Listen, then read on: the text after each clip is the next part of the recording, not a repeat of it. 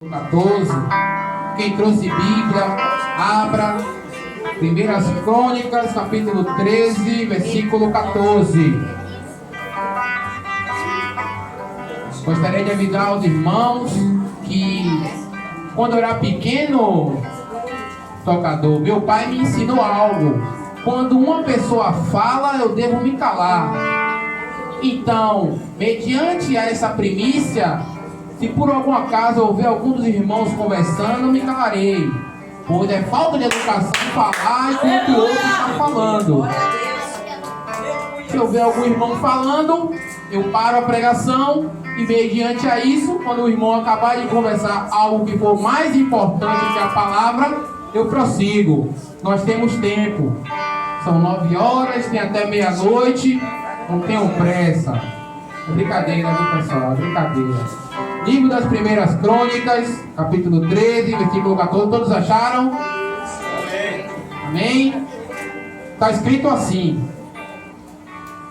assim ficou a arca de Deus com a família de Obed-edom 3 meses em sua casa, e o Senhor abençoou a casa de Obed-edom e tudo quanto tinha. Vamos repetir comigo aqui apenas essa última frase. E tudo quanto tinha. E tudo quanto tinha. Toda a igreja. E tudo quanto tinha. Pode tomar os seus assentos, dando glória a Deus.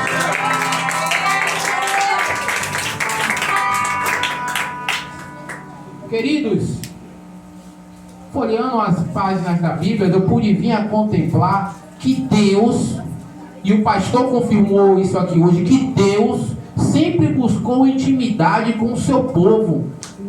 Pois desde o Gênesis a Bíblia nos diz que Deus, tocador, ele descia quando o sol se punha à tarde, ele vinha ter com Adão.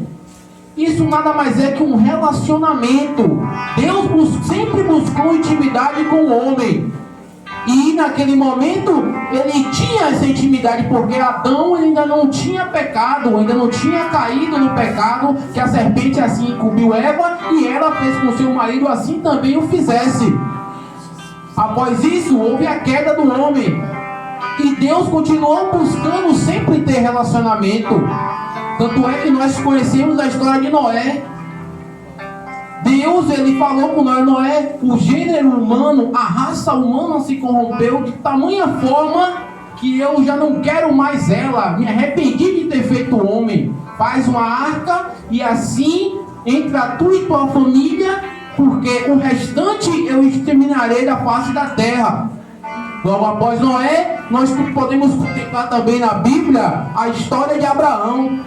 Abraão, o pai da fé, pai de Isaac e de Esaú. O que é que o pai apenas de Isaac, desculpe, e Ismael? O que é que Abraão fez?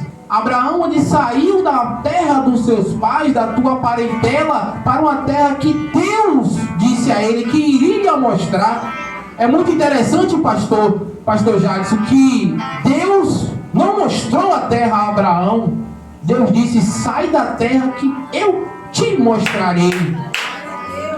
Pois Deus é um Deus de fé, não um Deus de vista, mas é um Deus de providência, é um Deus de milagre.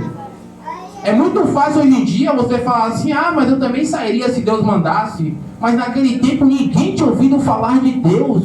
E Abraão, ele teve fé no Altíssimo, ele escutou a voz de Deus, abriu o coração dele para escutar o que o Altíssimo tinha para falar. Será que vocês estão abrindo o seu coração para obedecer e atender a voz do Altíssimo? O plano de Deus para a tua vida, será que tu está contemplando isso? Logo após Abraão, vem a história de Jacó. Jacó, todos nós sabemos, tem até um corinho que Jacó agarrou o anjo, não deixou o anjo subir enquanto fosse abençoado. Eu vou checar em Obed-edom, eu disse, até meia-noite, né, pastor? Fiquem tranquilos, tem tempo. Jacó, ele foi tido como enganador, porque ele comprou a bênção da progenitura na mão de Esaú, seu irmão.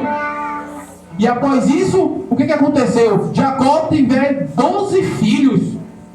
Isso que aconteceu. Observe, 12 filhos. Mas é interessante nós observarmos que não foi 12 filhos de uma única esposa. Foram de 4 esposas. E o seu filho mais novo, José, foi o filho da tua velhice. Por isso que Deus abençoou José, porque era o filho da velhice de Jacó.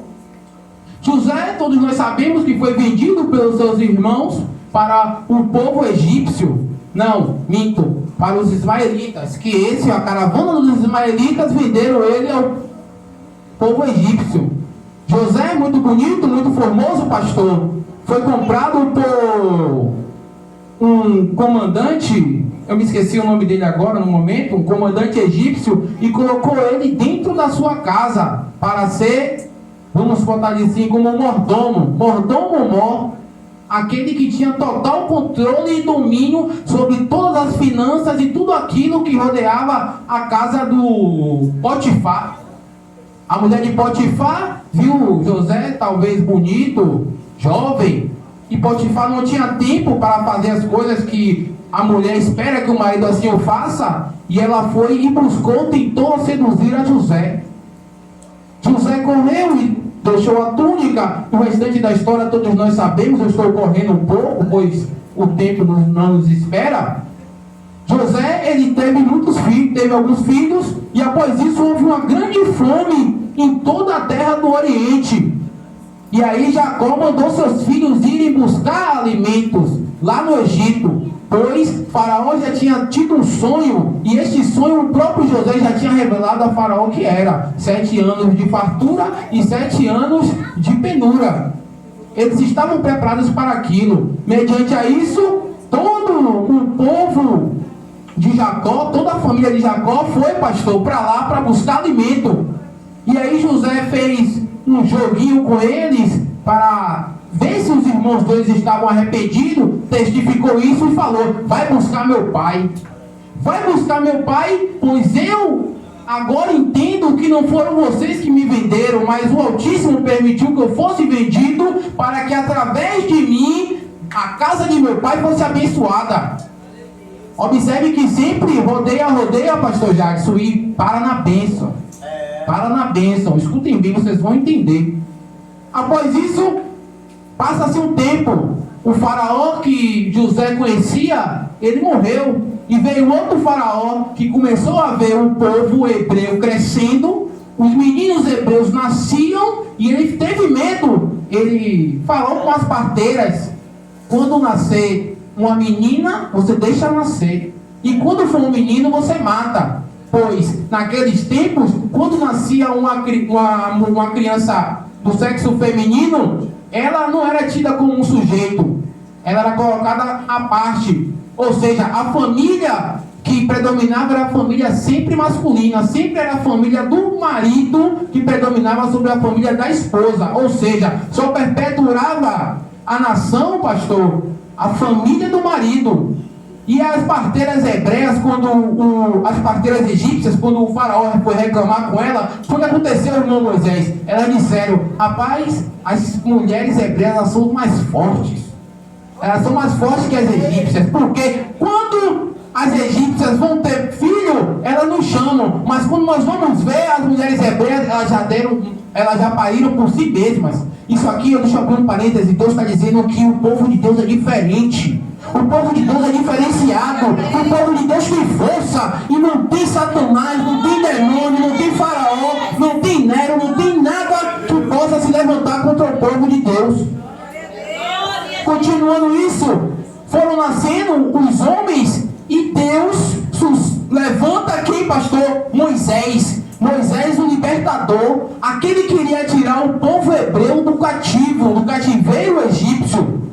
Moisés foi levantado e ele foi instruído em toda a ciência do Egito. Tudo aquilo que os príncipes, pois ele foi criado por uma princesa egípcia, a filha de Faraó, achou ele boiando numa cesta calafetada com junco e betume, que a própria mãe dele tinha colocado no mar, no rio, com medo de que ele tivesse sido sacrificado. O que aconteceu?